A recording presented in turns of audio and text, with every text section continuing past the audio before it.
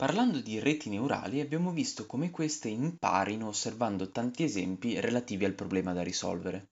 Con questo e con i video successivi scopriremo l'interessante mondo dell'apprendimento per rinforzo o reinforcement learning, partendo dalle basi fino ad arrivare a concetti più sofisticati che prevedono l'integrazione delle reti neurali profonde. Non lasciatevi intimorire da tutti questi termini. Cominciamo dall'inizio. Che cavolo si intende con apprendimento per rinforzo? Si tratta molto semplicemente di un'area del machine learning che si occupa di capire come un qualcosa agisca all'interno di un ambiente con l'obiettivo di massimizzare una particolare ricompensa. Troppo generico? Beh, se siete appassionati di intelligenza artificiale o di videogiochi, avrete sicuramente letto di DeepMind, un'azienda poi acquistata da Google che ha sviluppato un algoritmo in grado di giocare e vincere ai videogiochi Atari, spesso sviluppando abilità superumane. Questi programmi funzionano proprio grazie al reinforcement learning. Nell'esempio dei videogiochi, quel qualcosa che interagisce con l'ambiente è il giocatore, che in base all'azione scelta potrebbe ricevere una ricompensa, ad esempio un aumento del punteggio. Vediamo subito un caso particolare con un esempio pratico. Immaginiamo di avere un topolino che metteremo in modo casuale in un punto di questo labirinto. Il suo obiettivo sarà trovare il formaggio, che è rappresentato da questo triangolino giallo. Il povero topo non ha mai visto questo ambiente prima d'ora e inizialmente non saprà che fare. Procederà a tentativi finché non arriverà a destinazione. Se ripetiamo l'esperimento altre volte usando sempre lo stesso labirinto, il topolino comincerà a ricordarsi sempre meglio la strada e arriverà sempre più in fretta alla sua ricompensa. Questo è, a grandi linee, il principio di funzionamento dell'apprendimento per rinforzo. Abbiamo un agente che interagisce con l'ambiente e riceve delle ricompense se fa qualcosa di giusto e delle punizioni se fa qualcosa di sbagliato. Cerchiamo adesso un modo per rappresentare il problema in termini matematici. Dividiamo il labirinto in aree numerate e semplifichiamolo mantenendo i collegamenti tra i vari punti. Ora, come possiamo esprimere le relazioni tra i vari punti del labirinto e quindi rappresentare l'ambiente? Ad esempio con una tabella. Qui ci saranno gli stati e qui le azioni possibili. Riempiamo questa tabella. Se il topolino si trovasse allo stato 0 e volesse rimanere fermo allo stato 0, non si muoverebbe, quindi sarebbe un'azione negativa. Assegniamogli un valore pari a -1. Se invece volesse andare allo stato 1, questa sarebbe un'azione neutra. Il topolino non mangia nulla, ma almeno si sposta, quindi 0.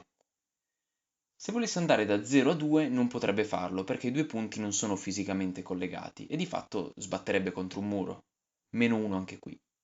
E lo stesso vale per tutti gli altri punti non collegati direttamente a 0.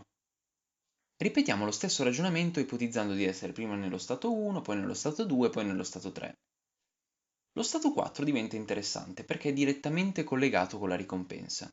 Quindi vediamolo nel dettaglio. Da 4 non può andare né a 0, né a 1, né a 2 e non vogliamo che rimanga fermo, quindi -1. Si può andare a 3, ma non succederebbe nulla di particolare, quindi 0. Se invece si spostasse da 4 a 5 arriverebbe a destinazione, quindi avrebbe la ricompensa massima, 100 punti. Nello stato 5 è praticamente uguale e ovviamente è l'unica situazione in cui lo stare fermi fa ottenere la ricompensa massima. Perfetto, abbiamo definito quella che viene chiamata matrice delle ricompense o reward matrix, che di fatto, come abbiamo visto, è rappresentativa dell'ambiente, nel nostro caso il labirinto con il formaggio. In base allo stato di partenza e all'azione scelta ci restituirà un risultato. Ora cerchiamo di capire cosa accade nella mente del nostro topolino digitale. Quando viene lasciato in un punto casuale del labirinto per la prima volta non sa cosa fare, non conosce l'ambiente e la sua memoria, che chiameremo Q, è vuota. La matrice Q conterrà dei valori che ci permetteranno di scegliere in ogni stato l'azione migliore da svolgere, quella di miglior qualità, ecco perché Q. Ma per ora viene inizializzata a 0. In questo esempio, per non complicare inutilmente le cose, assumiamo che il numero di stati possibili sia già noto, 6. Se non sapessimo quanti stati considerare, la matrice Q potrebbe partire anche avendo un solo elemento. Dovrebbero poi essere aggiunte più colonne e righe nel caso in cui venissero trovati nuovi stati. Per far sì che il topo impari, occorrerà aggiornare la sua memoria e per farlo ci serviremo dell'equazione di Bellman, che è questa roba qui. Sembra complicata, ma non lo è. Vediamo insieme che cosa significa. Dunque, per trovare il nuovo valore di Q, nello stato S per l'azione A, avremo bisogno della ricompensa immediata per quello stato e quell'azione, più il massimo valore possibile conosciuto tra tutte le azioni dello stato successivo.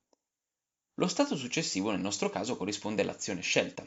Facciamo finta, ad esempio, di essere nello stato 4 e di aver scelto in modo casuale l'azione vai allo stato 5. Il nostro stato successivo sarà proprio il 5. Questo valore verrà moltiplicato per gamma, che si chiama fattore di sconto, che in pratica è una misura di quanto ci interessano le ricompense future rispetto a quelle immediate. È un valore compreso tra 0 e 1, ma tipicamente è più verso l'1. Vogliamo che sia alto perché lo scopo dell'algoritmo è proprio quello di imparare una serie di eventi che portano a una conclusione ottimale. Quindi è normale che favorisca i guadagni futuri al posto di quelli immediati. Scegliamo ad esempio 0.8. Tutte queste lettere possono creare confusione. Facciamo un paio di esempi numerici e vediamo effettivamente cosa accade all'interno di Q. Il nostro topo viene messo a caso nel labirinto, nello stato 4, e decide sempre in modo casuale di spostarsi nello stato 5, che è una delle due azioni consentite. Il nuovo valore che memorizzerà sarà dato dalla ricompensa immediata, in questo caso proprio 100, più 0.8, che è il valore di gamma, per il valore più alto tra le azioni possibili conosciute dello stato successivo 5. Siccome abbiamo appena iniziato, non sappiamo ancora quale sia l'azione migliore da fare. Tutti i valori saranno pari a 0. Di conseguenza, il valore aggiornato Q di 4 e 5 sarà 100.